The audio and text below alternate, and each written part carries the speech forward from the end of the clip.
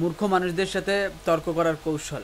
আপনারা জানেন যে মূর্খ মানুষ এমনই হয় যে ওদের সাথে তর্ক করে আপনি কখনো জিততে পারবেন না। যখনই আপনি কোনো ধরনের আলোচনা জড়াবেন, ওরা যেটা বলবে ওটাই রাইট, এর বাইরে কোনো কিছু তারা শুনতে চায় না। তারা শুধু তর্ক করবে, এক জায়গা থেকে আরেক জায়গা, আরেক জায়গা থেকে আরেক জায়গা চলে যাবে। তারা আসলে এর বাইরে টোটালি তারা মনে করে যে তারা যেটা বলছে ওইটাই রাইট। সো এই তাই আপনি যদি মূর্খ মানুষের যে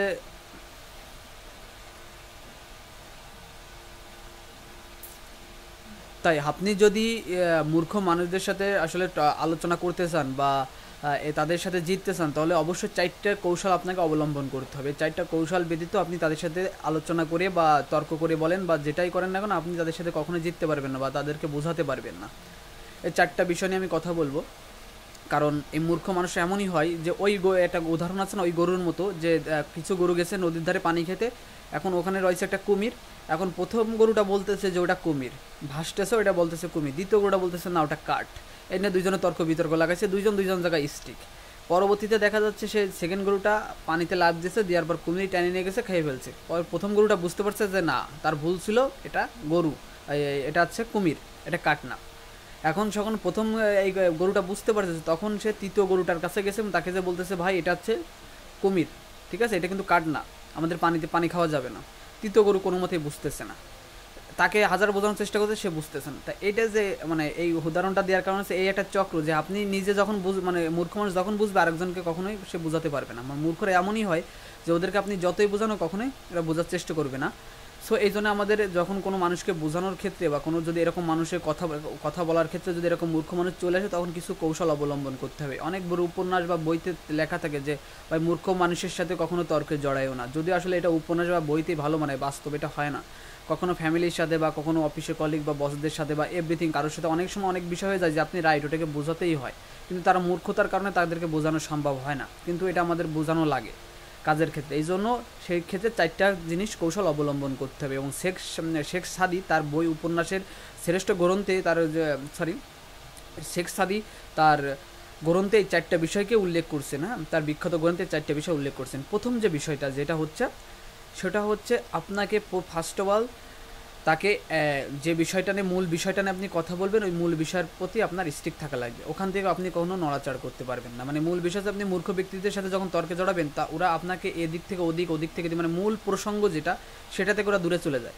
ওরা আনুষঙ্গিক অন্য প্রসঙ্গে চলে যায়, অন্য চলে যায়। আপনার সাথে আলোচনা হচ্ছে প্রথম মানে একটা ব্যক্তিকে নিয়ে, ওই ব্যক্তি থেকে তৃতীয় ব্যক্তি, চতুর্থ ব্যক্তি, এরকম অন্য প্রসঙ্গে চলে যাবে।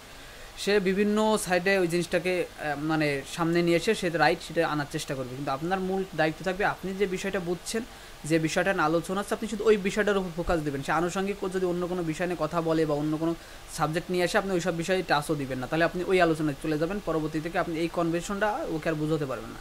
এই জন্যই মূল বিষয় হচ্ছে আপনি যে বিষয়টা নিয়ে আলোচনা করতেছেন, ওই বিষয়টার উপরে আপনার ফোকাস থাকা লাগবে। ওই বিষয়টা নিয়ে কথা বলবেন, বাইরেও আনুষঙ্গিক যে বিষয় নিয়ে আসুক আপনি ওই বিষয়গুলো কানও দিবেন, ওই বিষয় নিয়ে কথা বলতেও যাবেন না।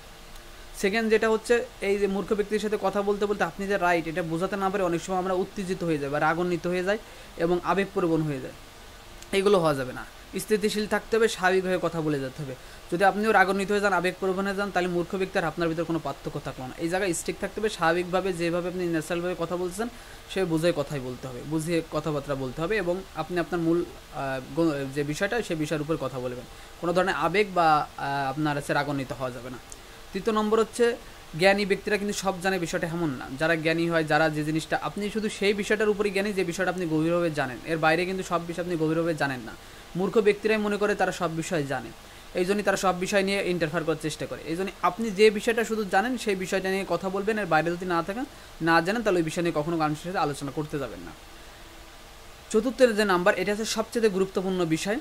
ধরেন একটা বোতলে এক বোতল পানি আছে। এখন আপনি ওই পানি অবস্থায় যদি ওই বোতলটার ভিতরে আবার পানি ঢালতে যান, আপনার পানিটা কিন্তু পড়ে যাবে, বোতলের ভিতরে যাবে না। তাহলে আপনার প্রথমে কী করতে হবে, আপনার হচ্ছে প্রথমেই বোতলের পানিটা খালি করতে হবে, এরপরে আপনার এই বোতলে আবারই পুনরায় পানি দিতে হবে, তাহলে বোতলটা ভরবে, তাই না? তো মূর্খ মানুষদের ক্ষেত্রে এই চতুর্থ নম্বর পয়েন্টটা খুব ভাইটাল বিষয়। ওকে কথা বলতে দেবেন, প্রচুর কথা বলবে। ও কথা বলে ওর কথাগুলো আগে খালি হয়ে গেলে, ওর তথ্যগুলো খালি হয়ে গেলে এরপর আপনি পুশ করবেন, ডোমিনেট করতে পারবেন। তাহলে এবার যদি আপনি পুশ করেন, ওকে যদি এবার তথ্যগুলো দেন, ও নিবে এবং ওকে আপনি সহজেই ডোমিনেট করতে পারবেন। আরেকটা বিষয় আছে, ও তো আসলে মূর্খ, ও হাজার কথা বলবে, কথা বলতে বলতে বলতে বলতে অনেক ভুল ইনফরমেশন দিয়ে দিবে, যেগুলো পরবর্তী থেকে যখন ওর কথা শেষ হলে আপনি ওগুলোকে ধরতে পারবেন এবং এটা একটা করে ভেঙে ভেঙে আপনি বিষয়গুলো বুঝিয়ে দিতে পারবেন, তাহলে সহজে বুঝতে পারবে।